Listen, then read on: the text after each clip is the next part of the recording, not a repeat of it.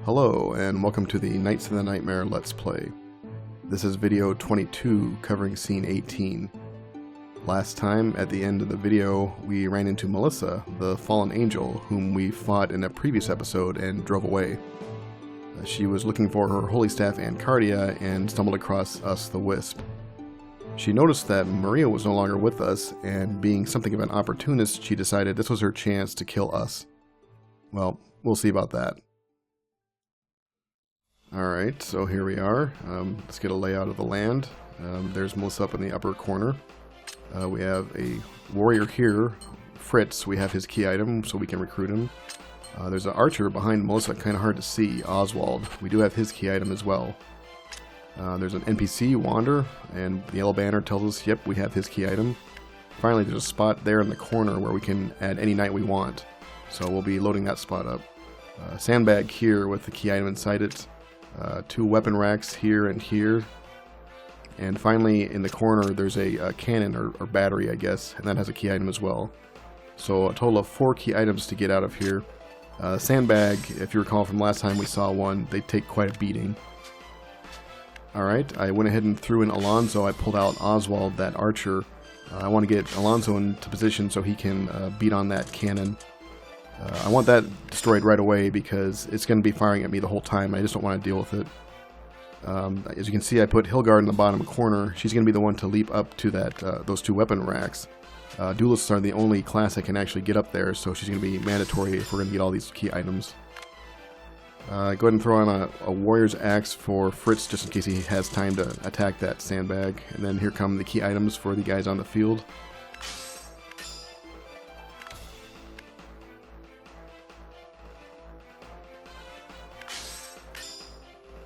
Alright, this looks good for our first round. Priorities are going to be recruit who we can, deliver key items, and then try and destroy that cannon in the corner. Engage! It's my turn, eh? It's showtime!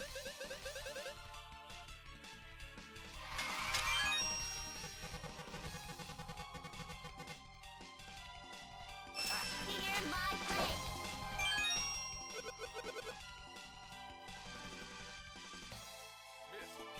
Impossible! For our country! Alonso talking about the leader of the T-Mats. Going all out! The enemy's hurt! This is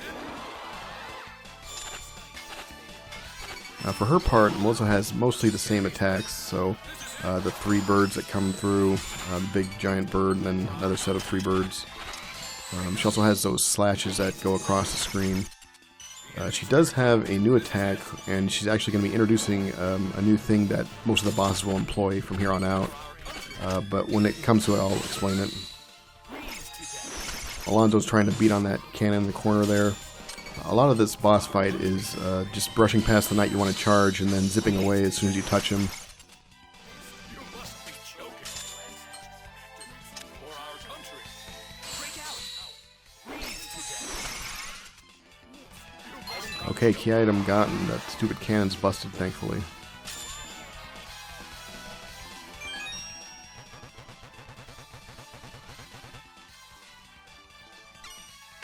Alright, Fritz is on board.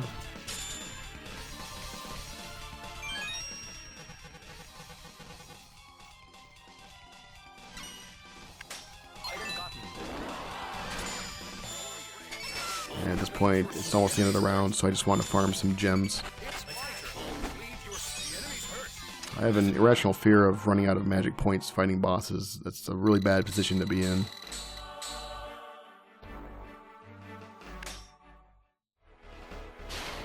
Alright, the boss lives on. I have 1 key item out of the 4. I go ahead and pull out Alonso, and I throw in Joseph, a warrior. Not our main warrior, Johan. Just any random warrior will do. I want that cannon destroyed.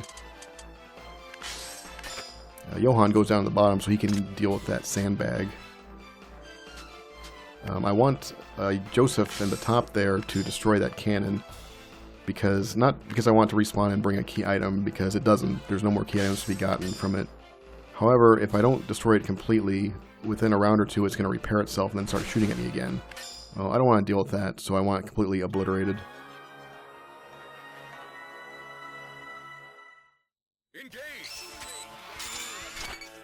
Alright, Joseph. And he doesn't need much of a charge at all. He just has to graduate to a skill attack and then land a blow, and I'll destroy it. Johan getting some gems here. And I start moving Hilgard into position. And along the way, she lands a blow every time, so we get some gems each time. It works out pretty good.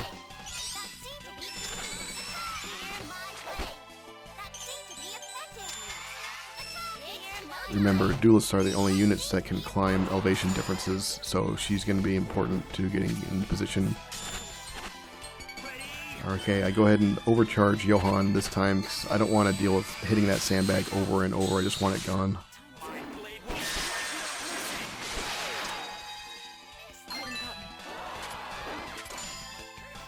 Melissa's rage meter is climbing. Of course, every time we hit her, it gains some rage.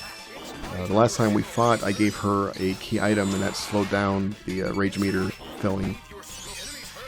That's still in effect. I don't have any new key items to give her, but she's still under the effects of that first one.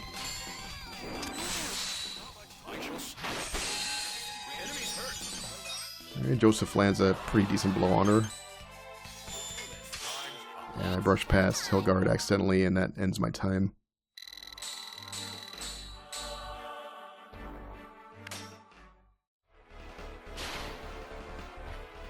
Okay, 2 of the 4 key items gotten.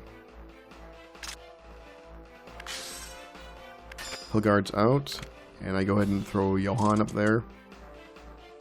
Really, Hilgard probably would have done a good job getting those key items as well, but I wanted Johan in there.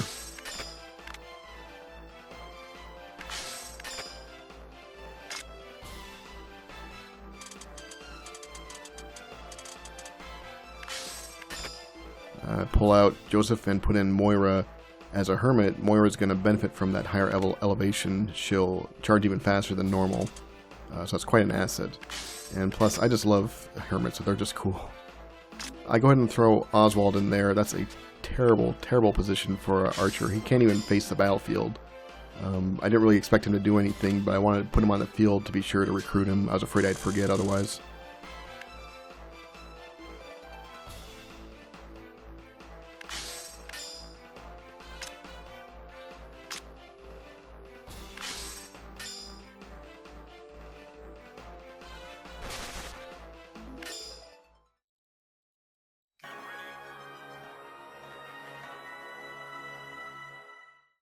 Engage!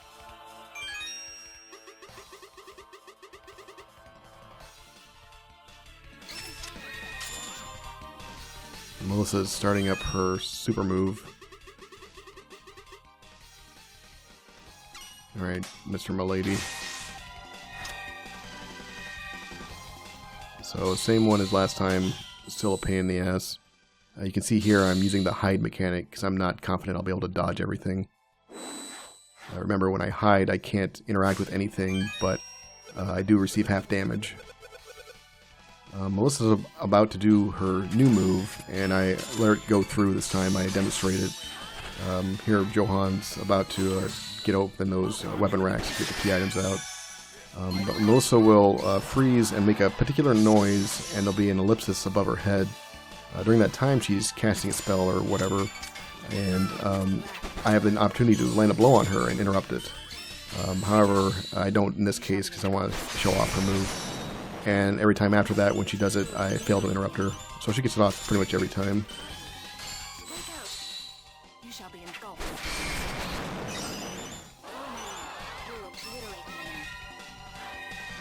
Alright, shooting more DNA at me. Oh, that sounded kind of dirty.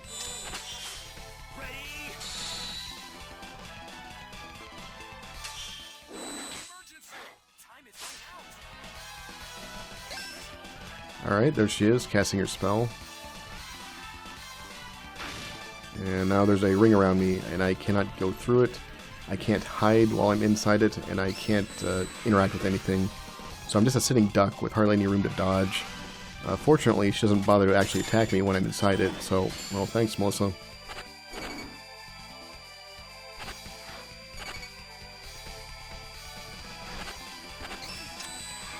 Now, where Johan's standing right now, he actually is in a position where he could have landed a blow on Melissa. It doesn't look like it because of the height difference, but the way the height mechanics work for attacks, the first blow of his attack would land up on that upper level and then it'd go through. There's a forum post describing it a little bit better, but the idea is that, yes, Johan could have landed a blow there, and it would have been better served for me to charge him up instead of Moira.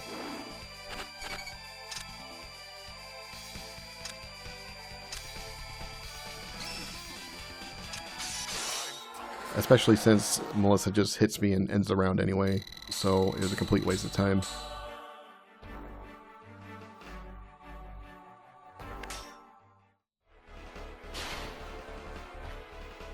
Okay, the boss lives on, but we have all of the key items, so we can start pounding on her. Go ahead and pull Johan, and throw in Dreas, which is just a terrible, terrible move. I was not thinking. Dreas will be able to cover that lower area, but Moira's already got that lower area covered, so I've got a double covered now. Good job. However, Dreas can't point upward the northeast, west, or northeast directions, so now Melissa's in pretty much a safe zone, which I just gave her. So I was just not thinking, just very stupid, complete waste of time. Then to make it worse, I throw Johan in there too, so Johan can cover that little area as well. So I've got Moira, Dreas, and Johan all covering that little 2x3 square area. So God help her if she steps inside there. As the game goes on, it gets harder and harder to cover areas of the map. Although I don't have any excuse in this case. I should have put Johan in Dreas' spot right now. And then there pretty much been almost no escape for Melissa. I just can't believe I did this. and about now I'm realizing, wait a minute, I can't get her.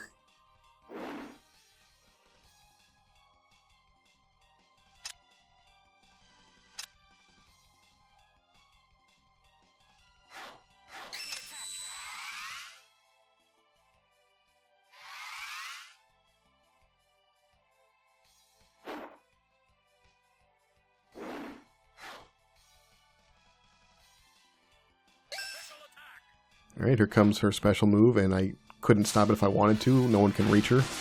Oh, and trying to dodge that bird, I slam into the wall there. I guess you could say I ate crow there. Now, luckily, she doesn't really capitalize on capturing me like that. You shall be engulfed. Follow my lead. We'll Ready? Break out! I'll carve you into pieces. It worked! Johan doing some good damage there. All of our permanent knights are doing pretty good. Alright, here we go again. The bow that I have for Dreas is functional in Law Phase. During a Law Phase attack, when an archer connects, it'll actually stun the enemy.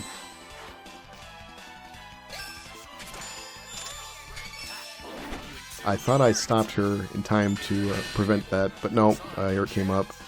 And I also accidentally triggered a rush count effect where duelists charge instantly if you look at the top.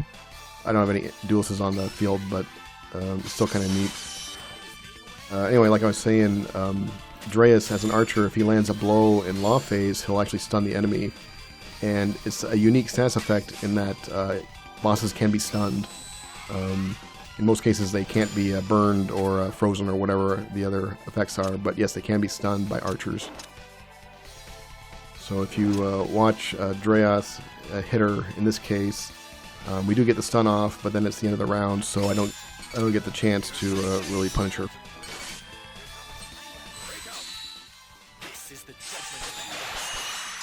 And there she's sitting on the ground, she's stunned, but the round is over.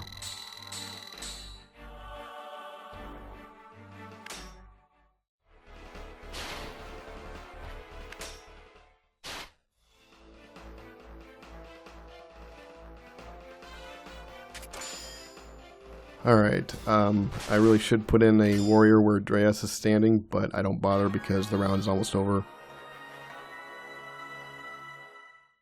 engage.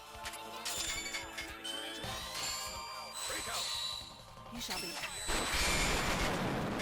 Follow my lead. We will obliterate the Melissa's standing in the perfect spot where Johann just can't quite reach her.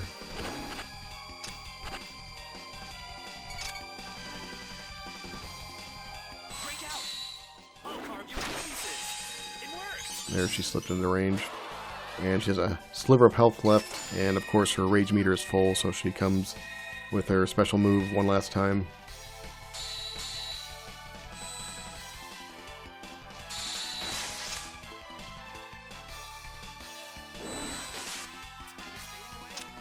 And she did a good job. She made me pay for it.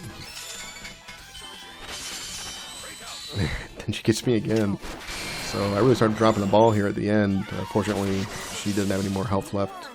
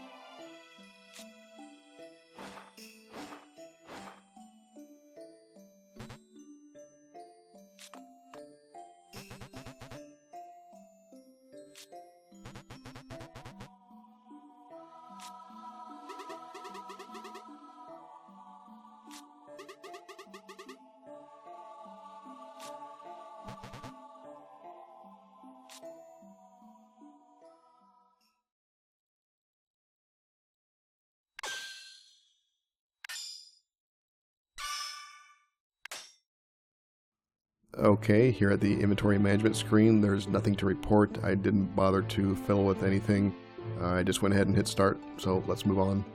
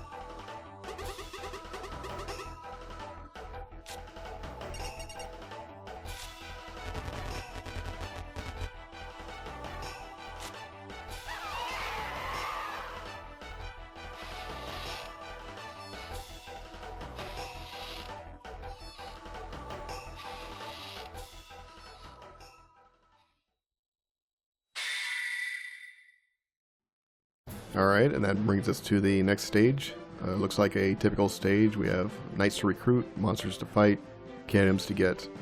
Only 3 monsters on the field. That's kind of nice. Thank you, game. We got hit with some pretty significant lore bombs, though, in this stuff we've just watched, and I want to cover all that. So first and foremost, during the flashback scene, we saw the night the Western Tower fell. Now, that was an event that we were aware of. We had one flashback earlier that concerned Moira and Bon. It was completely unrelated to the fall of the Western Tower, but it did mention it, and gave us kind of a frame of reference. That flashback took place in the autumn, so that's when the Western Tower fell, in the autumn. Anyway, here it is pictured. Sorry, the picture's so blurry. The screen was shaking around. It's hard to get a non-blurred shot of it. But there it is, and bam, it gets lit up, man, like a Christmas tree. It just explodes. So, something crazy happened there, a huge cataclysmic explosion. The guys at the watchtower all saw at the end, holy shit, a person with wings, an angel. Now, we are aware, of course, of Melissa. She's an angel. She's a fallen angel. We are aware of another winged person, and it was mentioned kind of in passing during one of the stages. One of the characters mentioned it. If you remember that, good for you. If not, don't worry, it'll come up later.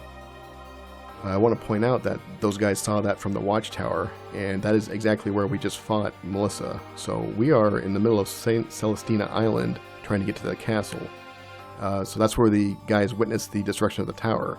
So that was quite a ways off, and they saw it. So once again, it was a giant explosion. Holy shit. Moving on. Once we got to the spot where I call it the omniscient narrator was talking to us, and it mentioned there was a world of chaos, and then it was separated into Asgard, Riviera, and the Underworld because of the rule. Now, this is getting into the weeds a little. This is getting to the scope of the Department Heaven overarching lore. So I don't want to get too deep into it, but I do want to explain this a little bit. Asgard is basically referred to as, it's the heaven of the Department Heaven series.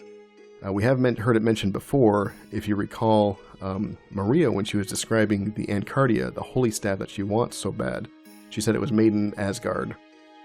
Furthermore, she did mention that the lance that Gunther was wielding was from the Underworld.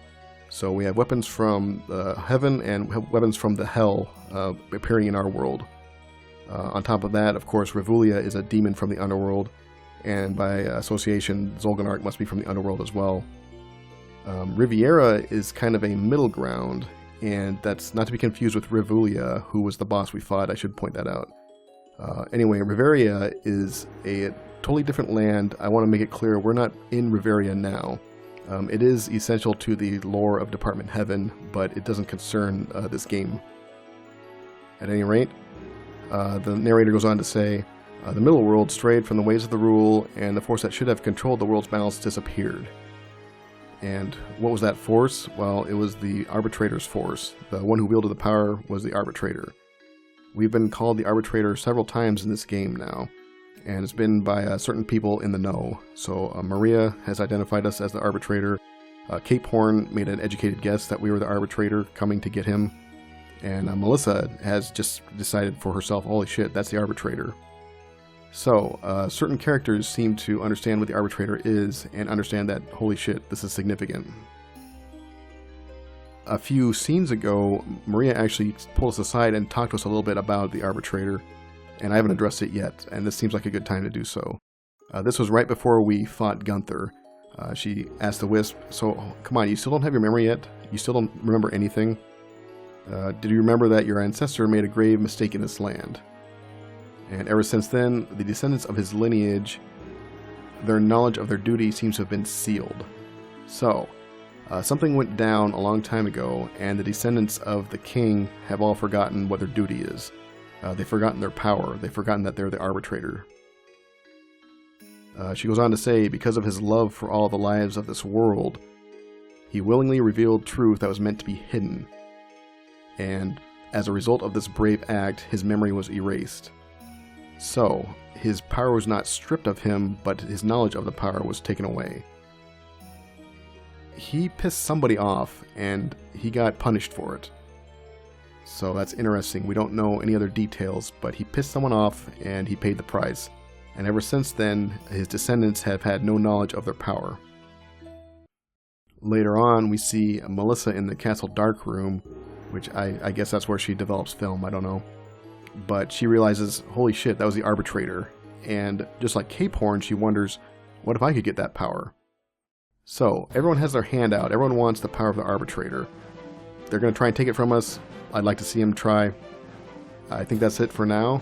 Thanks for watching, and I'll see you next time.